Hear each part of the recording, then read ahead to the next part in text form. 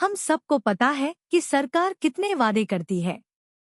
हम आपको रोज नई वीडियो और अपडेट्स भी देते हैं, लेकिन आप कहते हैं कि हम वही चीज बार बार दिखाते हैं और बेवकूफ बनाते हैं। हमने कभी आपको बेवकूफ नहीं बनाया और ना ही आपकी भावनाओं के साथ खिलवाड़ किया। हमारा मकसद हर वक्त आपको सच्ची और असली खबरें देना है। अगर आपको हर वक्त सिर्फ अच्छी बातें सुनने की आदत है, तो ये गलत है। हम आपसे निवेदन करते हैं कि आप हमें सपोर्ट करें, वीडियो को ज्यादा से ज्यादा शेयर करें, लाइक करें, ताकि हमारी आवाज सरकार तक पहुंचे और जरूरतमंद लोगों को मदद मिल सके। साथ ही हमारा चैनल ज्यादा से ज्यादा लोग सब्सक्राइब करें। आजकल लोग फालतू की बातों को ज्यादा महत्व देते हैं, लेकिन काम की बातों को कोई समर्थन नहीं देता। अब फैसला आपके हाथ में है। EPS 95 pension hike. कर्मचारियों के लिए खुशखबरी, पेंशन में 12,500 रुपए की होगी बढ़ोतरी।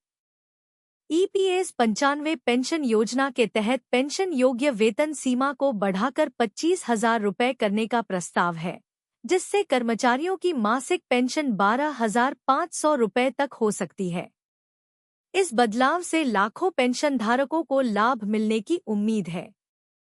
सरकार ने ईपीएस 95 कर्मचारी पेंशन योजना पेंशन धारकों के लिए एक महत्वपूर्ण बदलाव की घोषणा की है। इस बदलाव के तहत पेंशन योग्य वेतन की अधिकतम सीमा को बढ़ाने की योजना बनाई गई है, जिससे कर्मचारियों की मासिक पेंशन में वृद्धि होगी। मौजूदा समय में ईपीएस 95 पेंशन योजना के तहत पेंशन योग्य वेतन की अधिकतम सीमा 15,000 रुपए है, लेकिन नए प्रस्ताव के अनुसार इसे बढ़ाकर 25,000 रुपए करने की योजना है, जिससे कर्मचारियों की मासिक पेंशन में 12,500 रुपए तक की बढ़ोतरी हो सकती है। ईपीएस 95 पेंशन योजना की मौजूदा स्थिति। ईपीएस 95 पेंशन योजना एक महत्वपूर्ण पेंशन योजना है, जिसे 1995 में संगठित क्षेत्र में काम करने वाले कर्मचारियों के लिए शुरू किया गया था। यह योजना ईपीएफओ द्वारा संचालित की जाती है और इसका लाभ उन्हीं कर्मचारियों को मिलता है जिन्होंने कम से कम 10 वर्षों तक सेवा की हो। पेंशन योजना के तहत कर्मचारी के वेतन का 12% उसके पीएफ खाते में जाता है, जबकि नियोक्ता भी समान मात्रा में योगदान करता है। इस योगदान का एक हिस्सा, जो 8.33% होता है, पेंशन फंड में जमा होता है, जिससे कर्मचारी की पेंशन राशि तय होती है। ईपीएस 95 पेंशन भोगी न्यूनतम पेंशन को 7,500 रुपए करने की मांग को लेकर सोशल मीडिया पर अपना आक्रोश व्यक्त कर रहे हैं। वे पीएम मोदी, श्रम मंत्रालय और ईपीएफओ से इस मुद्दे पर त्वरित कार्रवाई की उम्मीद कर रहे हैं। पेंशन भोगियों का गुस्सा और निराशा उनकी पोस्ट्स में साफ झलक रही है। पेंशन वृद्धि की गणना कैसे की जाएगी? मौजूदा नियमों के अनुसार पेंशन की गणना कर्मचारी के अंतिम 60 महीनों के औसत वेतन पर की जाती है। उदाहरण के लिए, अगर आपकी मासिक सैलरी 15,000 रुपए है और आपने 35 साल तक सेवा की है, तो आपकी मासिक पेंशन 7,500 रुपए होगी। गणना का फॉर्मूला कुछ इस प्रकार है। मासिक पेंशन पेंशन योग्य वेतन x सेवा अवधि बटा 70। लेकिन अगर पेंशन योग्य वेतन को बढ़ाकर 25,000 रुपए किया जाता है, तो आपकी पेंशन भी बढ़कर 12,500 रुपए हो जाएगी। यह बदलाव कर्मचारियों के लिए एक बड़ी राहत साबित हो सकता है, खासकर उन लोगों के लिए जिन्होंने लंबी अवधि तक सेवा की है। उच्च पेंशन योजना की आवश्यकता क्यों? कई श्रमिक संघों ने यह मांग की है कि पेंशन योग्य वेतन की अधिकतम सीमा को 15,000 रुपए से बढ़ाकर 25,000 रुपए किया जाए। ऐसा इसलिए क्योंकि वर्तमान आर्थिक स्थिति में 15,000 रुपए की सीमा कर्मचारियों की जरूरतों को पूरा करने में असमर्थ है। इस प्रस्ताव को वित्त मंत्रालय के पास भेजा गया है, जहां इस पर विचार किया जा रहा है। अगर इसे मंजूरी मिलती है, तो लाखों पेंशन धारकों को इसका सीधा लाभ मिलेगा। निजी क्षेत्र के कर्मचारियों के लिए भी राहत। EPS 95 पेंशन योजना के तहत न केवल सरकारी कर्मचारी बल्कि निजी क्षेत्र के कर्मचारी भी पेंशन के हकदार होते हैं। अगर आपने किसी प्राइवेट कंपनी में काम किया है और आपका PF कटता है, तो आप भी इस योजना का लाभ उठा सकते हैं। यह योजना संगठित क्षेत्र में काम करने वाले कर्मचारियों के लिए है और इसमें शामिल होने के लिए कर्मचारी को 10 वर्षों तक नौकरी करनी होती है। रिटायरमेंट के बाद 58 वर्ष की आयु पूरी होने पर पेंशन मिलनी शुरू हो जाती है।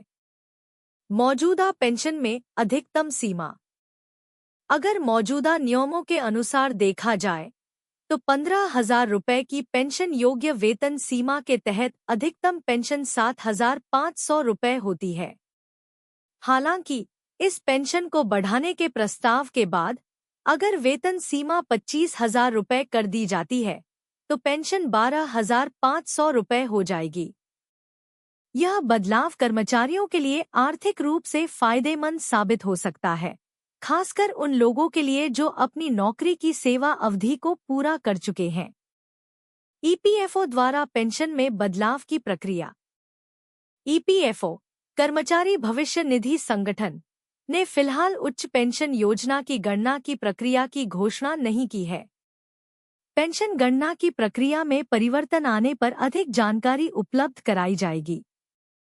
वर्तमान में कर्मचारी और नियोक्ता दोनों की ओर से योगदान के आधार पर पेंशन तय होती है और इसे बढ़ाने के लिए EPFO नई गाइडलाइंस जारी कर सकता है। EPS 95 के तहत कुछ अहम नियम। पेंशन का हकदार कौन है? कर्मचारी जो EPFO में योगदान देते हैं और 10 साल की सेवा पूरी कर चुके हैं, वे पेंशन के हकदार होते हैं। हालांकि पेंशन का लाभ 58 साल की उम्र पूरी करने के बाद ही मिलेगा। 50 साल की उम्र के बाद भी पेंशन ली जा सकती है, लेकिन इसके लिए पेंशन में कटौती होगी। पेंशन से पहले नौकरी छोड़ने पर क्या होगा? अगर कोई कर्मचारी 50 साल से कम उम्र में नौकरी छोड़ता है, तो उसे पेंशन के लिए 58 साल तक इंतजार करना होगा। अगर नौकरी की सेवा अवधि 10 साल से कम है, तो पेंशन फंड का पूरा पैसा निकाला जा सकता है। EPS 95 पेंशन योजना के तहत पेंशन योग्य वेतन में बढ़ोतरी का प्रस्ताव कर्मचारियों के लिए एक बड़ी राहत साबित हो सकता है। इससे न केवल उनकी मासिक पेंशन में वृद्धि होगी, बल्कि उनकी आर्थिक स्थिति भी मजबूत होगी।